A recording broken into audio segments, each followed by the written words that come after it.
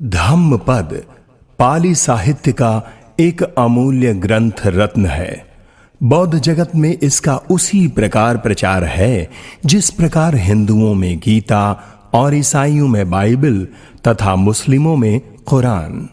धम्मपद में कुल 423 गाथाएं हैं जिन्हें तथागत बुद्ध ने बुद्धत्व की प्राप्ति से लेकर महापरिनिर्वाण पर्यंत समय समय पर विभिन्न विनेय जनों के अध्याशय, अभिरुचि एवं भिक्षुओं के द्वारा समय समय पर उपस्थित समस्याओं के समाधान स्वरूप उपदिष्ट की हैं।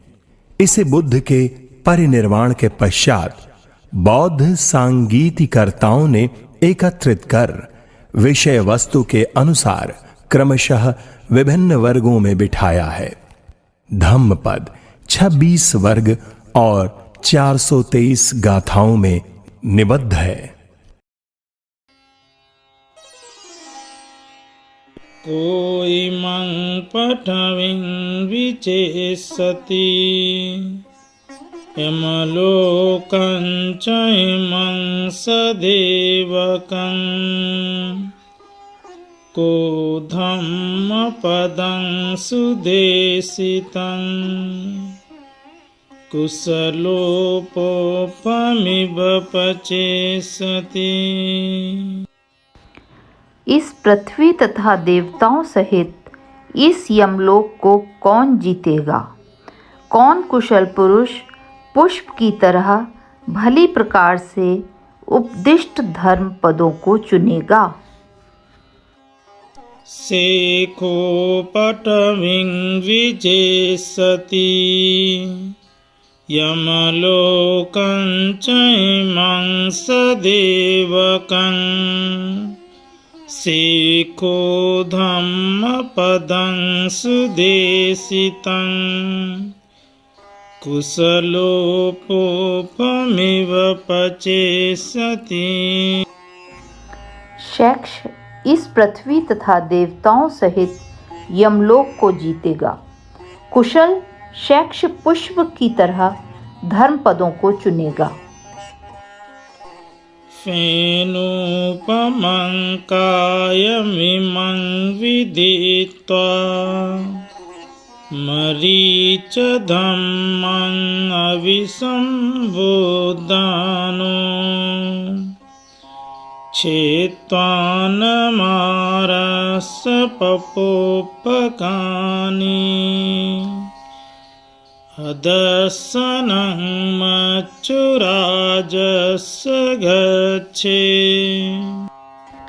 इस शरीर को फेन के समान तथा मृग मरीचिका के समान असार जान मार के फंदे को तोड़कर यम की दृष्टि से परे हो जाए। ओपानिहेव पचिनन्तं व्यासत्तमनसं नरं सुत्तं गामं महोगोव मच्चुवादाय गच्छति। काम भोग रूपी पुष्पों को चुनने वाले आसक्ति युक्त मनुष्य को मृत्यु उसी प्रकार पकड़ ले जाती है जिस प्रकार की सोए हुए ग्राम को बड़ी बाढ़। ओपानिहेव पचिनन्तं व्यासत्तमनसं नरं अतिमात्तन्येव कामेषु अन्तको कुरुते वसन्। काम भोग रूपी पुष्पों को चुनने वाले आसक्ति युक्त पुरुष को काम भोग में अतृप्त हुए ही मृत्यु अपने वश में कर लेती है। यथापि भ्रमरोपोपं वन्नगन्धं अहेठयं फलेति रसमादाय एवं गामे मुनिचरे। जैसे भ्रमर पुष्प के वर्ण और गंध को बिना हानि पहुँचाए रस को लेकर चल देता है, वैसे ही मुनि ग्राम में भिक्षाटन करें। न परेशं विलोमानि न परेशं कताकतं अत्तनो वा वीक्षेय कतानि अकतानि च। ना तो दूसरों के विरोधी वचन पर ध्यान दें, ना दूसरों के कृत्य अकृत्य को देखें, केवल अपने ही कृत्य अकृत्य का अवलोकन करें। यथापि रुचिरं पोफं वन्नवन्तं अगन्धकं एवं सुवासिता वाचा अफला होति अकुबतो। जैसे सुंदर वर्णयुक्त निर्गंध पुष्प होता है, वैसे ही कथानुसार आचरण न करने वाले के लिए सुभाषित वाणी निष्फल होती है। यथापि रुचिरं पोफं वन्नवन्तं सगन्धकं एवं सुवासिता वाचा सफला होति कुबतो। जैसे सुंदर वर्णयुक्त सुगंधित पुष्प होता है, वैसे ही कथानुसार आचरण करने वाले के लिए सुभाषित वाणी सफल होती है।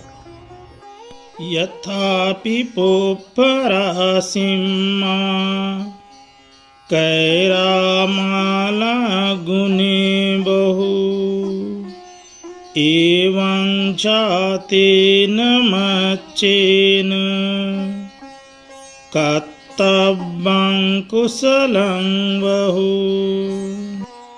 जैसे पुष्प राशि से बहुत सी मालाएं बनती हैं, वैसे ही उत्पन्न हुए प्राणी को बहुत से पुण्य कर्म करने चाहिए। न पोपगन्धो पटिवातमेति न चन्दनं तगरमल्लिका वा सतञ्च गन्धो पटिवातमेति सब्बादिशा पुरुषोपवाति। पुष्प, चंदन, तगर या चमेली किसी की भी सुगंध उल्टी हवा में नहीं जाती, किंतु सज्जनों की सुगंध उल्टी हवा में भी जाती है। सत्पुरुष सभी दिशाओं में सुगंध बहाता है। चंदनं तगरं वापि उत्पलं अथवस्की एते संगन्धजातानं शीलगन्धो अनुत्तरो। चंदन या तगर, कमल या जूही, इन सभी की सुगंधों से शील सदाचार की सुगंध उत्तम है। अपमत्तो अयं गन्धो यायं तगर चन्दनी यो च शीलवन्तं गन्धो याति देवेषु उत्तमो। तगर और चंदन की जो यह गंध फैलती है वह अल्प मात्र है, और जो यह शीलवानों की गंध है वह उत्तम गंध देवताओं में भी फैलती है। तेषां सम्पन्नशीलानां अपमादविहारिणां सम्मदन्या विमोक्तानां मारो मार्गं न विन्दति। जो वे शीलवान निरालस हो विहरने वाले यथार्थ ज्ञान द्वारा मुक्त हो गए हैं उनके मार्ग को मार भी नहीं बदल पाता। यथा संकारदानस्मिन् उज्जतस्मिन् महापथे पदुमं तत्थ जायेत शुचिगन्धं मनोरमम् एवं संकारभूतेषु अंधभूते पुथुजने अतिरोचेति पඤ्ඤाय सम्मा संबुद्ध शावको। जैसे बड़ी सड़क के किनारे फेंके कूड़े के ढेर पर कोई सुगंधित सुंदर पदम उत्पन्न हो जाए, ऐसे ही कूड़े के समान अंधे पृथक जनों में सम्यक संबुद्ध का श्रावक अपनी प्रज्ञा से अत्यधिक शोभित होता है। तथागत से यही प्रार्थना है कि जो भी इस धम्म पद को सुने उनमें अनित्यता और अनात्मता आदि का बोध हो और अंततोगत्वा वे बुद्धत्व को प्राप्त हों। ये संसार ये आर्य जनों से सदा भरा रहे तथा आध्यात्म सद्बुद्धि को प्राप्त करे। संसार सुखमय एवं शांतिमय हो, यही मंगल कामना है। साधु साधु साधु।